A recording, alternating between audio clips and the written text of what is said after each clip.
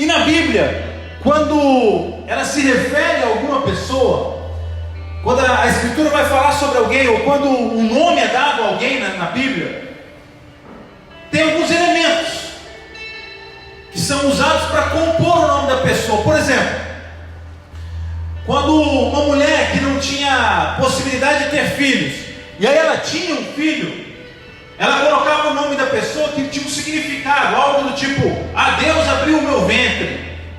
Então o nome do filho tinha ligação com uma situação que ela estava passando. Outra possibilidade era, às vezes, o nome está descrevendo também uma profissão da família. Em algumas situações Deus mudava o nome da pessoa, como aconteceu com Abraão e com Sarai, porque Deus estava mudando a situação deles. Automaticamente ele mudava o nome. Você tem várias situações da Bíblia tratando sobre nomes e sobre como a Bíblia revela ou quer dizer ou tratar o nome de alguém. Se você for falar de Benjamim, nome bíblico, filho de Israel, último filho de Israel. Quando ele nasce, o nome dele era Benoni, porque a mãe dele, quando estava para nascer, a mãe dele morreu no parto, faleceu no parto, e significava filho da minha dor. Mas o pai falou: "Cara, não vou deixar meu filho carregar o nome desse, é muito pesado, filho da minha dor". Aí ele muda para Benjamim, filho da mão direita, que significa. Ou seja, os nomes, eles trazem características ou situações da vida da pessoa. Essa introdução é importante para a gente entender o que a gente vai falar nessa noite, porque nós vamos falar nessa noite como a Bíblia se relaciona ou chama Jesus, como ela trata de Jesus. Quando ela fala de Jesus, o que ela está dizendo, de que forma ela chama Jesus e o que significa o que ela está dizendo. Então são várias referências. A primeira referência que a gente traz aqui nessa noite, de como o Senhor Jesus Cristo é chamado nas Escrituras, está em Apocalipse capítulo 1, versículo 8. A Bíblia diz: "Eu sou o Alfa, o Ômega, o princípio e o fim, diz o Senhor, que é, e que era, e que há de vir, o Todo-Poderoso". Exclui toda a primeira parte que nós lemos, vamos focar no Todo-Poderoso. A palavra Todo-Poderoso no original, no grego, está falando sobre aquele que tem controle sobre todas as coisas. Está falando sobre aquele que é governador de tudo.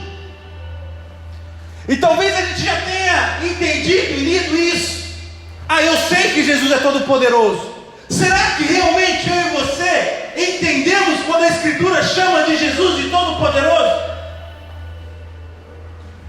Comece a pensar ou trazer à memória aí algumas dificuldades, lutas e problemas que você já teve. E quando esses problemas surgiram, quando essas lutas bateram na tua porta, quando elas romperam a janela da tua vida e invadiram a tua casa, invadiram a tua vida, você se lembrou que o seu Senhor Jesus Cristo é o Todo-Poderoso? Você se lembrou que Ele é aquele que tem o governo sobre todas as coisas e que nada nessa terra se move sem a vontade dEle?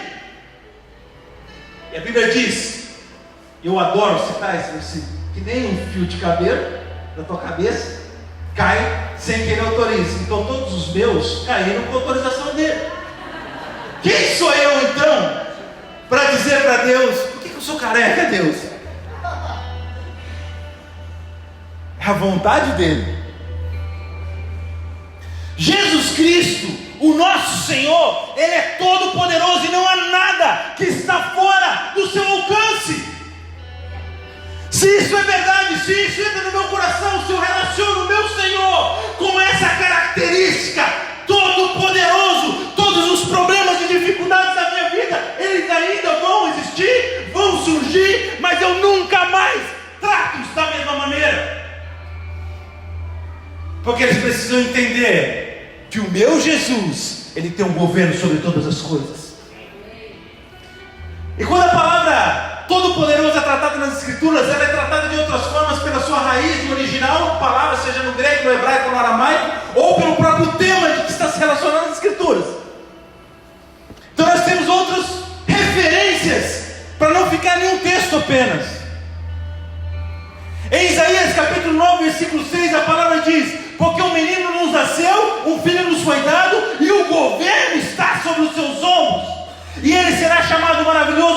conselheiro, Deus poderoso.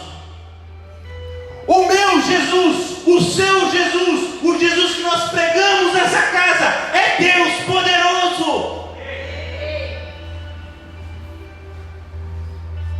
Em Salmo 24:8 ela diz, a escritura diz: quem é esse Rei da Glória? O Senhor forte e poderoso, o Senhor poderoso na guerra. Mas Neto, você não sabe as batalhas que eu estou enfrentando. Meu irmão, graças a Deus, porque eu não sou adivinho, mas eu sei de uma coisa: não importa a guerra que você está enfrentando, não importa a batalha que você tem passado, o seu Senhor é poderoso na guerra. Em 1 Timóteo capítulo 6, versículo 15 diz: a qual o seu tempo mostrará o bem-aventurado, o único poderoso Senhor. Sabe o que é lindo nessa escritura, nesse texto? Que nós já falamos de Deus poderoso, já falamos que Ele é poderoso na guerra, já falamos que Ele é todo poderoso. Agora a palavra está nos dizendo que Ele é o único poderoso. Muitas vezes Satanás, diabo e seus demônios se levantam contra nossas vidas, querendo mostrar o quão poderoso eles são, mas as escrituras nos garantem, nos revelam, nos dizem que Ele é o único poderoso.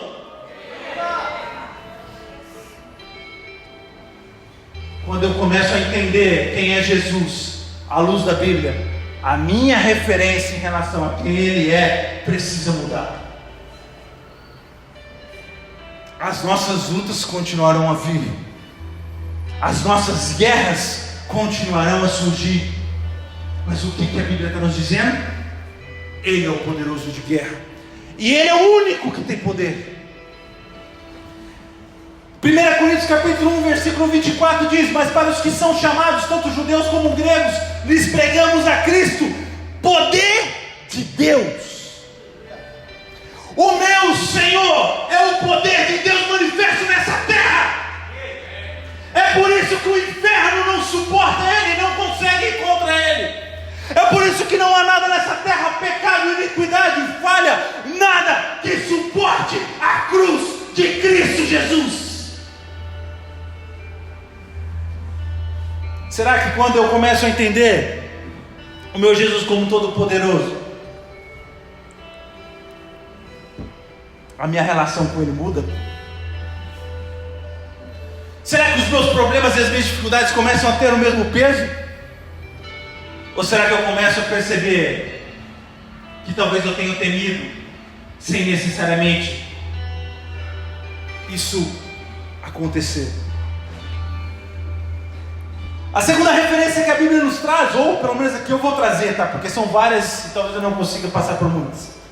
A Bíblia nos diz em Hebreus capítulo 12, versículo 2: olhando para Jesus, autor e consumador da fé. A palavra autor, acho que não precisa a gente entrar muito em detalhe. Autor, aquele que cria, aquele que dá início, aquele que, enfim, que faz a coisa acontecer. Mas consumador, no grego, o que ele está querendo dizer é sobre ser aperfeiçoador. A Bíblia está nos dizendo que Ele é o autor, Ele é aquele que gera fé em mim, por meio do Teu Espírito Santo, aquele que injeta esse desejo pelo meu Senhor, mas Ele é também aquele que aperfeiçoa a minha fé. Por isso, sem Jesus, a sua fé jamais será aperfeiçoada. E às vezes a gente se sente meio sem fé, parece que a nossa fé está se enfraquecendo. Querido, se você tem sentido isso, se é dessa forma que você entrou nessa noite nessa casa, saiba que o único que pode aperfeiçoar a sua fé é Jesus Cristo.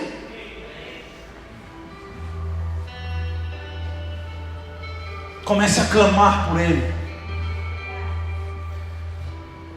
E quando a palavra nos traz autor e consumador, ela também nos está fazendo referência a outro texto em Apocalipse capítulo 1, versículo 8, nós lemos no início, que diz: eu sou o alfa, o ômega. Alfa, primeira letra do alfabeto grego. Ômega, a última letra do alfabeto grego. É o A, é o Z, ele é o início, ele é o fim. Em Apocalipse capítulo 21, 6, ele diz: e disse-me mais, está cumprido, eu sou o alfa, o ômega, o princípio e o fim. Em Apocalipse 22, 13 diz: eu sou o alfa, o ômega, o princípio e o fim, o primeiro e o derradeiro. E sabe o que é interessante quando a gente vai avaliar ou analisar o que ele está querendo dizer a respeito de ser primeiro, a respeito de ser o derradeiro? O primeiro, ele está dizendo: eu sou o primeiro na sucessão de Deus. E eu sou o último, ou seja, não há outro Salvador além de mim, não há outra porta do caminho que não seja eu abri, eu fecho, eu começo, eu termino. Em Efésios capítulo 1, versículo 6, a Bíblia nos relaciona com Jesus como sendo o amado, para o louvor da glória de sua graça, pela qual nos fez agradáveis a si no amado. E antes mesmo da gente entrar na palavra, na referência amado, é importante entender o que ele está querendo dizer no texto, porque quando ele diz no, ele está querendo falar ou denotar uma questão de posição, de lugar, de tempo, estado. Ou seja, se você não estiver no amado, você não é agradável aos olhos de Deus. Não tem como se relacionar com Deus se você não estiver no amado. Ele precisa se relacionar contigo, ele precisa fazer morada em você, ele precisa estar dentro da sua vida. É por isso que a gente faz apelos e apelos para que você aceite Jesus, para que você abra o seu coração para Ele, para que Ele possa fazer morada dentro de ti. É por isso que Ele diz que está à porta, deseja entrar, e quem abrir Ele vai entrar e será com Ele. O anseio dele é estar contigo, porque se eu e você não estivermos nele, no amado, nada nesse mundo vai nos fazer agradável aos olhos de Deus.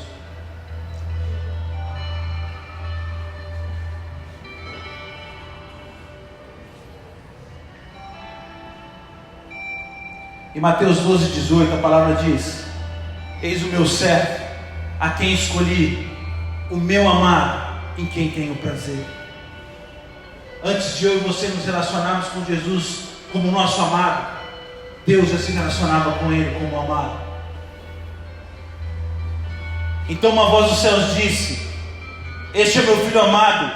Mateus 3,17, a palavra nos traz o amado Senhor Jesus Cristo, o amado do nosso Deus, sendo chamado de Filho amado.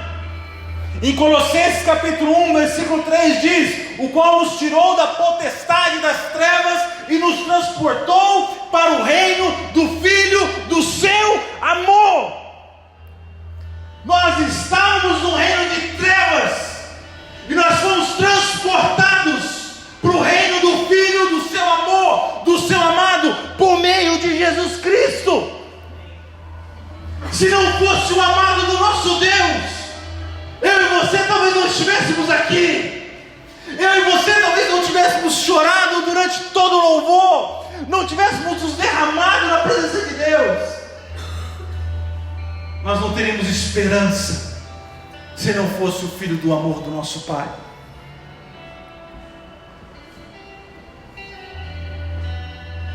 Em Isaías capítulo 11, versículo 1, a palavra nos diz: um ramo surgirá do tronco de Jessé, e das suas raízes brotará um renovo. Agora, a palavra está nos dizendo que o nosso Deus, Ele é como um ramo. Mas como assim um ramo?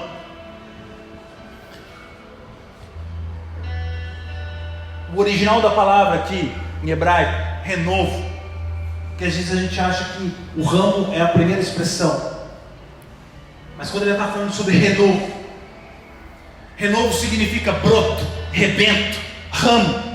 Quando eu entendo isso, eu entendo o que a palavra está querendo dizer. Em Jeremias 23:5, em Zacarias 3:8, em Zacarias 6:12, sobre alguém ou algo que vai brotar e vai gerar vida. O nosso Senhor Jesus, Ele é como um broto plantado que rompe toda a terra seca, que cresce, nasce, floresce, traz vida, e por meio da vida que é manifesta na nossa vida, gera outros frutos, outras vidas.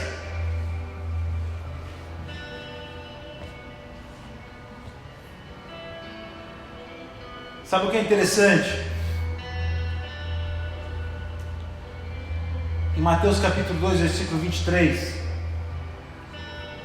a Bíblia nos diz que chegou e habitou numa cidade chamada Nazaré, para que se cumprisse o que fora dito pelos profetas, e ele será chamado Nazareno. E por muitas vezes, quando as pessoas citavam ou se referiam a Jesus como Nazareno, o objetivo era diminuir Jesus. O próprio Evangelho diz, certa vez um homem chegou e começou a contar a respeito de Jesus, e o cara falou para ele assim: mas poderá vir alguma coisa boa de Nazaré? E o cara diz: vem ver. E quando ele se aproxima de Jesus, Natanael, se não me engano o nome do camarada, Jesus fala: eu te vi debaixo de uma figueira. E ele fala: nossa, vejo que o senhor mesmo é profeta. E ele fala: cara, se eu só disse que eu te vi debaixo de uma profeta, de uma figueira, você acha que eu sou profeta? Caminha comigo que você vai ver o céu se abrir e milagres e maravilhas acontecerem, e aí você vai entender quem eu sou. Muitas vezes, quando as pessoas se referiam a Jesus como Nazareno, o objetivo deles era diminuir Jesus, é dizer: da onde esse cara vem, não vem nada de bom. Era um preconceito, é o mesmo preconceito que a gente tem muitas vezes em cidades, quando você diz que o cara veio de um bairro mais simples, de um bairro mais difícil, ou de, sei lá, você vai lá tipo no Rio de Janeiro e fala: pô, lá vem o cara do morro, favelado, ou coisa do tipo. Não é diferente da forma que eles estavam se referindo a Jesus. Desse lugar de onde vem Jesus, Nazaré, não provém nada de bom. Mas o mais interessante é que a palavra hebraica, que é sai, né, vertido do Nazaré, netzer, que significa ramo, é a mesma palavra usada em Isaías capítulo 11, versículo 1, que a gente leu agora há pouco, sobre o renovo. Então, ao chamar Jesus de Nazareno, eles estavam, na verdade, confirmando a profecia de Isaías sobre a vida de Jesus, dizendo: eis aí aquele que há de ser o ramo, que vai brotar nos nossos corações, que vai gerar vida e esperança, que vai trazer um renovo para as nossas vidas. Nazaré significa florescer, resplandecer. Em Isaías 53, 2, quando você entende isso, você lê de outra forma. Quando a palavra diz: porque foi subindo como um renovo perante ele, e como raiz de uma terra seca. Eu e você, nós somos essa terra seca, que de nós mesmos não tinha nada para fluir de bom. Não havia nada que as pessoas pudessem vir e arrancar dessa terra e se alimentar. Mas esse renovo, esse broto, esse ramo chamado Jesus invade as nossas vidas, transforma essa terra seca em uma terra fértil, onde vidas e mais vidas podem se aproximar e se alimentar.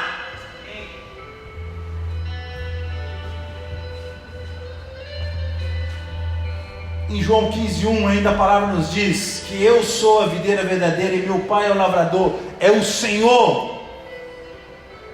E só no Senhor, nessa videira verdadeira, é que eu e você podemos gerar vidas, e mais do que isso, sermos vivificados. Fora dele, nós não passamos de terra seca, que não tem nada a acrescentar ou dar a alguém. É essa dependência, é nessa dependência que nós vivemos, daquele que verdadeiramente é o ramo nas nossas vidas. Em João capítulo 6, versículo 22, versículo 32 e 35, a Bíblia agora nos apresenta Jesus de outra forma. Disse-lhe, pois, Jesus: na verdade vos digo, Moisés não vos deu o pão do céu, mas meu Pai vos dá o verdadeiro pão do céu. Porque o pão de Deus é aquele que desce do céu e dá vida ao mundo. Disseram-lhe, pois, Senhor, dá-nos sempre desse pão. E Jesus lhes disse: eu sou o pão da vida. Aquele que vem a mim não terá fome, quem crê em mim nunca terá sede. Jesus, e só Ele é o nosso sustento. Fora dele não há sustento, fora dele não há vida, fora dele não há alegria. Muitas vezes nós ligamos o sustento das nossas vidas a riquezas, prosperidades ou coisas que esse mundo tem a oferecer. Mas, meu amado, quem come do pão da vida, esse jamais tem fome de novo.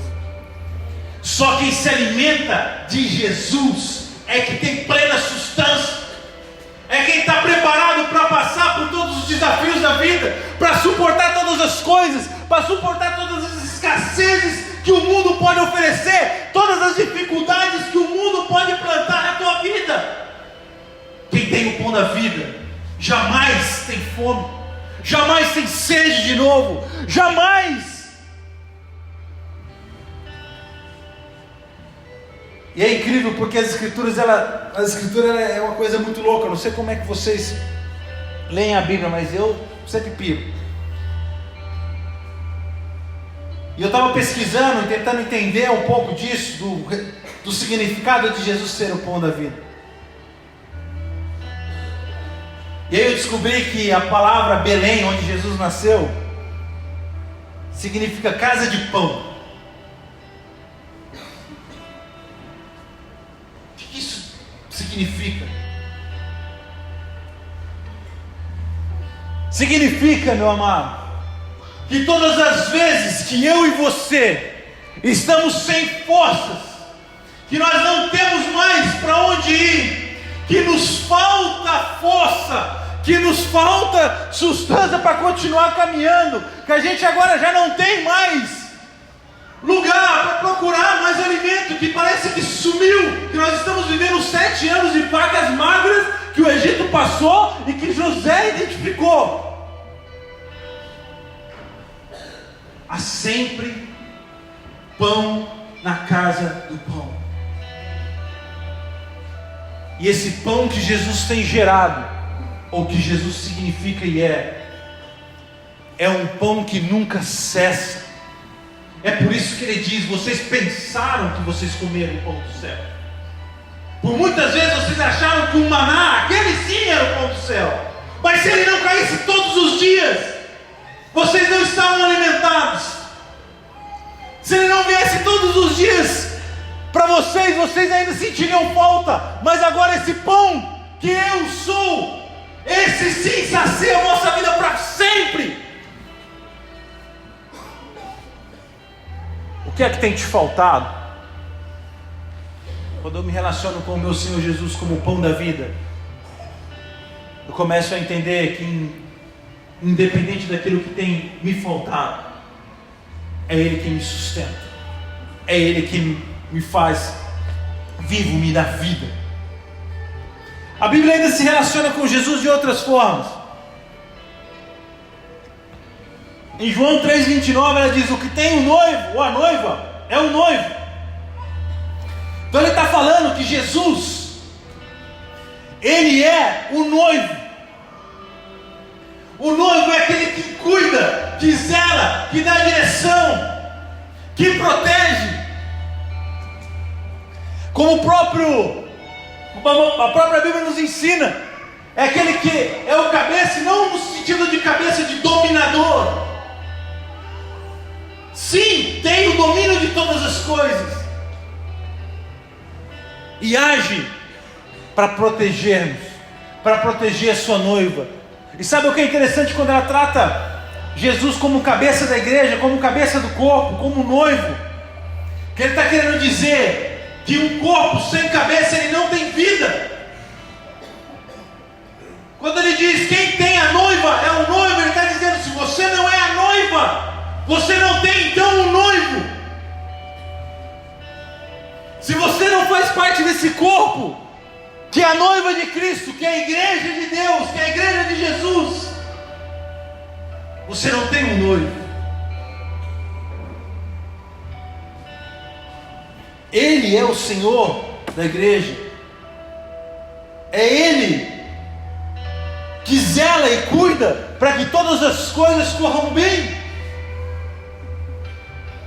É Ele que nos dá a direção, que nos dá o norte, que nos diz para onde nós devemos caminhar.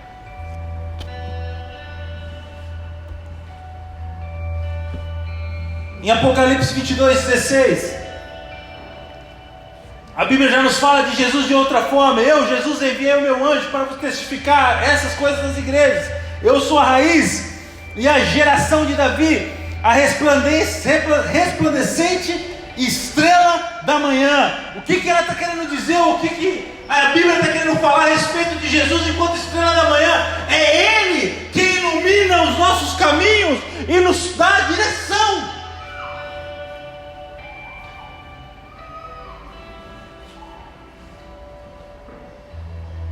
Em 2 Pedro 1,19, Jesus é chamado de estrela d'alva. Em Números capítulo 24:17, de estrela. Em Lucas 1:78-79, sol nascente. Em Malaquias 4:2, de sol, de justiça. É o nosso Senhor que direciona as nossas vidas, que nos guia. É para Ele que nós olhamos, para saber se estamos caminhando para o lugar correto, para saber se estamos seguindo, nos direcionando para o rumo do qual Ele preparou para nós. Quando eu coloco os meus olhos nos céus, eu preciso enxergar essa estrela da manhã.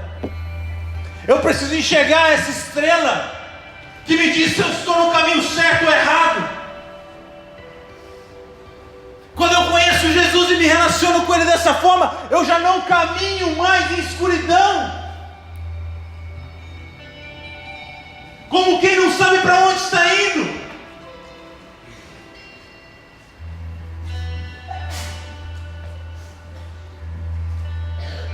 Em Lucas 23:35, não para, cara, tem muita coisa. Em Lucas 23:35 ela fala: e o povo está olhando, e também os príncipes zombavam dele, dizendo: aos outros salvou, salve-se a si mesmo, se esse é o Cristo, o escolhido de Deus. A Bíblia agora está dizendo que o meu Senhor, o seu Senhor, Ele é aquele que foi escolhido por Deus. Escolhido para quê?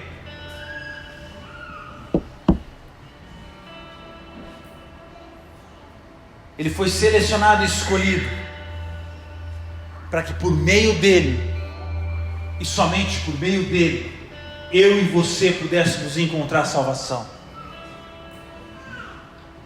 Não há outro e nem outra que possa interceder por mim e por você, senão aquele que foi escolhido a dedo pelo nosso Deus. Em quem então eu tenho buscado a minha salvação? Se é só Ele que é o escolhido. Em Isaías 42, versículo 1, a Bíblia diz: eis aqui meu servo, a quem sustento, o meu eleito. Parece bobagem, mas quando eu me relaciono, eu entendo que o meu Senhor Jesus, Ele é o eleito de Deus. Eu elimino todas as outras possibilidades, e ao fazer isso, eu eliminaria todas as outras religiões. Você vê como parece uma coisa pequena, mas não é. Que ao não se relacionar com Deus ou com Jesus, enquanto sendo o eleito do nosso Deus, enquanto sendo o escolhido de Deus para a salvação nessa terra, outras vertentes religiosas surgem apontando outros eleitos, outros que você deve procurar para buscar a sua salvação, para buscar a restauração da sua vida, e outras tantas religiões vão surgindo com tantos outros eleitos e escolhidos. Em tudo o que Deus relaciona, ou que a Bíblia relaciona a Jesus, da mesma forma Satanás tenta desvirtuar e criar outras situações, dizendo que não precisa ser só por Ele, que Ele não é o único escolhido, que existem outros muitos que podem trazer salvação e restauração para a sua vida.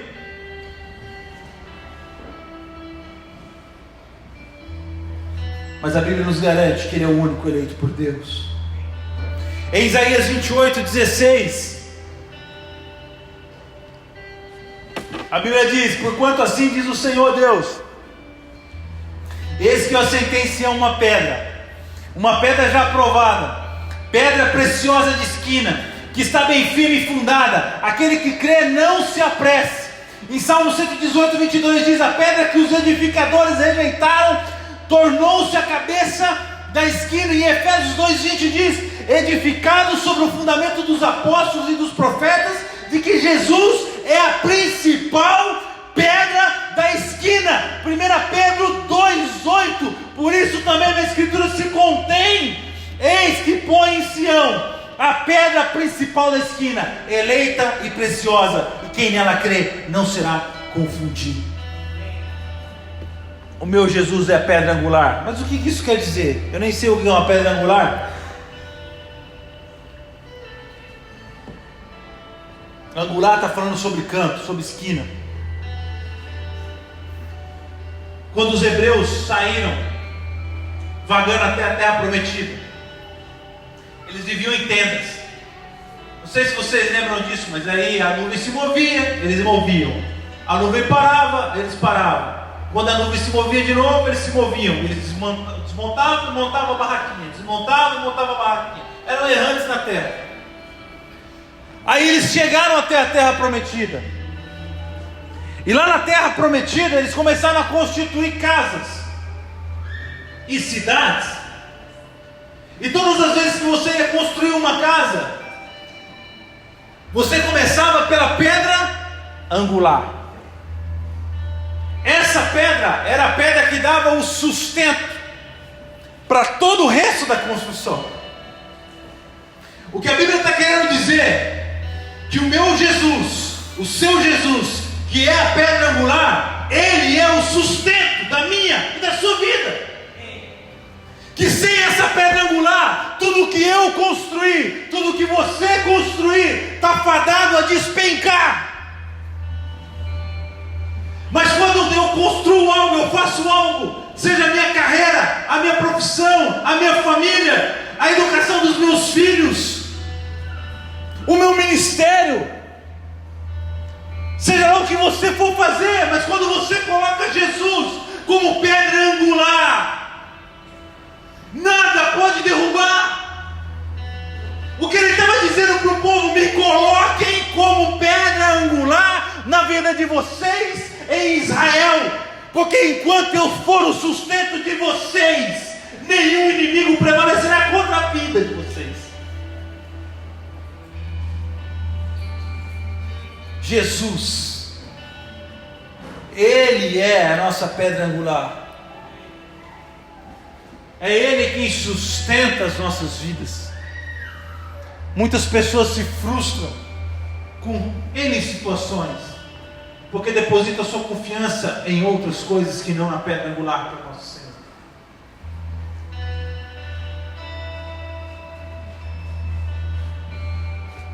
Em 1 Coríntios capítulo 3:11, a palavra ainda se refere a Ele de outras formas, ainda com o mesmo sentido de pedra angular. Ela diz: porque ninguém pode pôr outro fundamento além do que já está posto, qual é Jesus Cristo. Mais uma vez, parece algo muito simples, mas tem o mesmo efeito sobre o eleito. Porque se eu não entendo que não há outro fundamento a não ser Jesus, a minha tendência é colocar outra pessoa como fundamento na minha vida. E aí você vê gente: ah, mas eu sou assim por causa da minha mãe, por causa do meu pai. Eu sou assim porque nunca me deram uma oportunidade. O meu patrão não me entende. Os meus professores não me compreendem. Os meus pastores, os meus líderes não me compreendem. Não sabem como é a minha vida. Não sabem o que eu passo. É óbvio, óbvio. Quem tem sido a sua pedra angular? Quem tem sido o seu fundamento? Quem você tem colocado como fundamento na sua vida? 1 Pedro capítulo 2, 4, ele diz: chegando-vos para ele, pedra viva. Isaías 28, 16 fala sobre Jesus sendo a pedra preciosa, que ele assentou em Sião, ou seja, é a de maior beleza, que vale mais, não há nada que se compare, não há nada que tenha valor como essa pedra, Jesus Cristo. Todas as outras que vocês colocarem não tem valor, não é preciosa diante dos meus olhos e não faz parte de mim. Só essa traz vida, só essa é preciosa aos meus olhos, só essa torna cada um de vocês agradáveis aos meus olhos, e tudo aquilo que vocês constroem em volta disso tem sustento e tem a minha aprovação.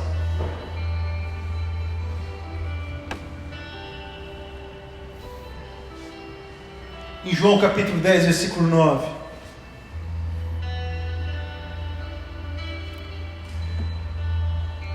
ele diz: eu sou a porta, se alguém entrar por mim, salvar-se-á, e entrará e sairá e achará pastagem. A Bíblia agora nos relaciona com Jesus como sendo a porta. E é interessante que ele diz: eu sou uma das portas. Se você acertar, tipo, você lembra do Serginho Malandro? Quem lembra? Amém? Beleza, glória a Deus que eu não estou tão velho. Ou pelo menos não estou sozinho nessa, né? Tinha a porta dos desesperados, quem lembra? Né? Ele botava lá umas 3, 4, nem sei quantas portas que ele colocava. E aí ele pegava a galera, né? E você tinha que adivinhar qual porta que era a porta que tinha o prêmio. Tinha outras portas que tinha uns monstros muito toscos dentro. Os caras fantasiavam, aí soltavam uma fumaça e tudo mais, fazia aquele regaço. Eu não sei se vocês lembram que ele ficava assim: você está desesperado, se joga, faz de conta que você está no mar. E o cara ficava fingindo que estava nadando, olha o tubarão, e o cara saia correndo. Vocês lembram disso, povo? Ou só eu assisti? Então tá. E a gente, passava mal de dar risada com a bobeira da galera.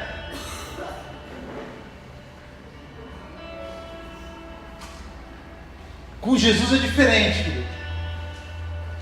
Você não tem 5, 6 portas, e você precisa lá se jogar no mar para tentar descobrir qual é a porta, ou coisa do tipo. A porta é única, e a Bíblia nos diz que essa porta está aberta, que tudo aquilo que podia mantê-la fechada não pode mais, que o véu que fazia separação entre nós e o nosso Deus, que toda aquela religiosidade que estava por trás daquilo que nos impedia de acessar essa porta, de entrar e alcançar a salvação, tudo isso se rompeu com o sacrifício dele na cruz do Calvário. Eu e você temos essa porta aberta. Ele diz: bate aqui, eu estou aqui esperando vocês, vocês vão entrar, e quando vocês entrarem, vocês vão achar pastagem. A referência na porta que ele está falando é a porta que separava as ovelhas. Então você tinha eu nem sei o nome daqui, né? Acho que nem curral, nós vamos colocar porco, né? Sei lá. Enfim, tinha o cercadinho onde ficavam as ovelhas. E ele está dizendo: essa porta está aberta para você, minha ovelha, entrar e pastar à vontade. A pastagem está falando sobre sustento, está falando sobre ter paz, sobre você não viver em campos secos, desesperado atrás de alimento, atrás de sustento. Está falando em ter tranquilidade, está falando em ter o cuidado do seu pastor, está falando em ter os olhos do pastor, do nosso Deus, do nosso Senhor, focados, voltados para você. E ele está dizendo: entra nessa porta, vem se saciar daquilo que eu tenho reservado para você. Em João capítulo 10, versículo 7, ele fala sobre isso. Tornou, pois, Jesus a dizer-lhes: em verdade vos digo que eu sou a porta das ovelhas. Em João capítulo 1, 29 diz: No dia seguinte, João viu a Jesus, que vinha para ele, e disse: eis o Cordeiro de Deus que tira o pecado do mundo. Em João 1,36, no mesmo capítulo, alguns versículos abaixo, ele diz: e vendo passar a Jesus, diz: eis aqui o Cordeiro de Deus. Em 1 Pedro, capítulo 1, versículo 18 e 19, ele diz: sabendo que não foi com coisas corruptíveis como prata ou ouro que fostes resgatados da vossa vã maneira de viver, que por tradição recebestes dos vossos pais, mas com o precioso sangue de Cristo, como de um cordeiro imaculado e incontaminado. E a Bíblia vai se relacionar com esse Cordeiro de Deus de outras formas. Em Hebreus capítulo 10, versículo 10, vai falar que esse Cordeiro é o sacrifício. Em Efésios 5,2 vai falar que ele é oferta e sacrifício. Em 1 Coríntios 5,7 vai falar sobre o Cordeiro Pascal, o Cordeiro da Páscoa, aquele que morreu para que tivéssemos vida. Em 1 João capítulo 2,2 vai falar sobre a propiciação, como o Cordeiro sendo aquele que é morto por mim e por você.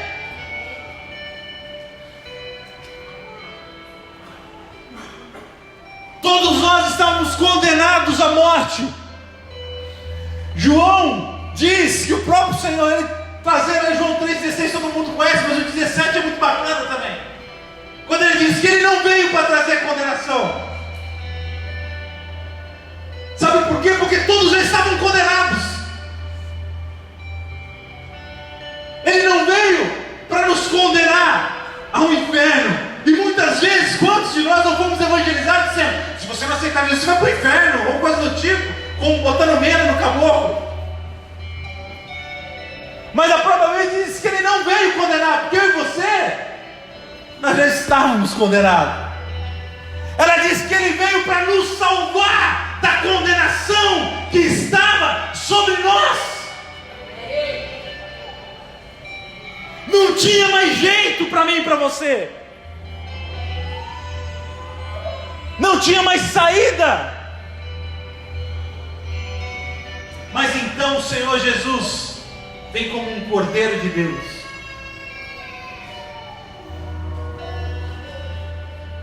E como Cordeiro de Deus, ele é sacrificado por mim e por você. Em Apocalipse capítulo 5, versículo 6 ao 12, o apóstolo João escreve: e olhei, e eis que estava no meio do trono e dos 4 animais viventes, e entre os anciãos um cordeiro, como havendo sido morto, e tinha 7 pontas e 7 olhos, que são os 7 Espíritos de Deus enviados à terra. E veio e tomou o livro da destra do que estava sentado no trono.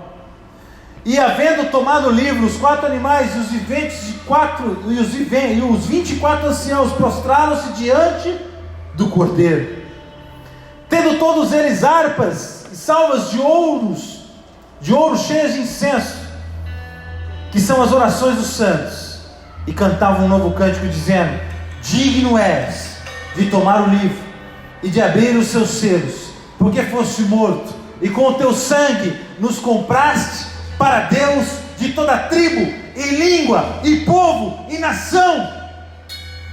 E para o nosso Deus nos fizeste reis e sacerdotes, e reinaremos sobre a terra. E olhei, e ouvi a voz de muitos anjos ao redor do trono, e dos animais, e dos anciãos, e era o número dele de milhões, e milhares de milhares, que com grande voz diziam: digno é o Cordeiro que foi morto de receber o poder, e riquezas, e sabedoria, e força, e honra, e glória, e ações de graças.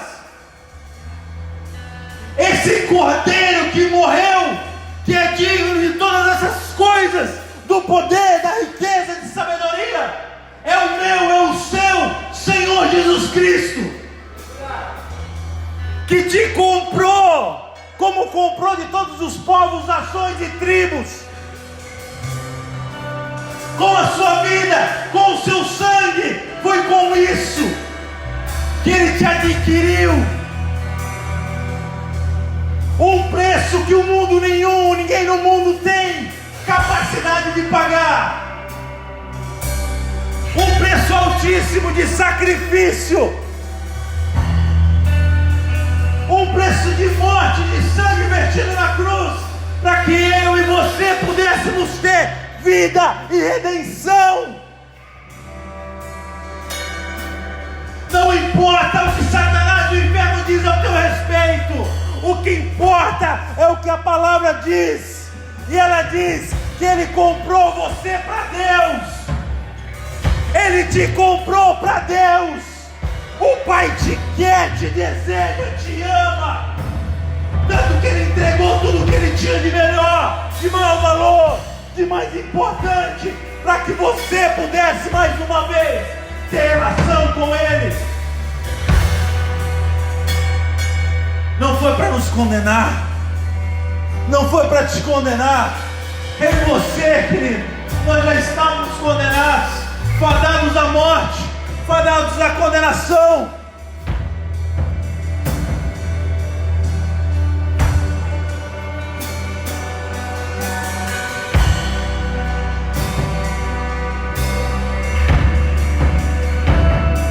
O desejo do nosso Deus nessa noite é de fazer o que está escrito aqui em Apocalipse. Aquilo por qual você foi criado e gerado. Aquilo por qual Ele pensou em você desde o início. Para que você fosse rei e sacerdote nessa terra. Para que você fosse como rainha nessa terra. Para que você reinasse nessa terra. Não para você padecer na mão do inimigo. Não para você padecer na mão de Satanás. Não foi para isso que você foi criado. Não foi para isso que você foi gerado. Mas foi para ser rei e sacerdote nessa terra. Foi por isso que Ele morreu naquela cruz, para restabelecer o teu propósito.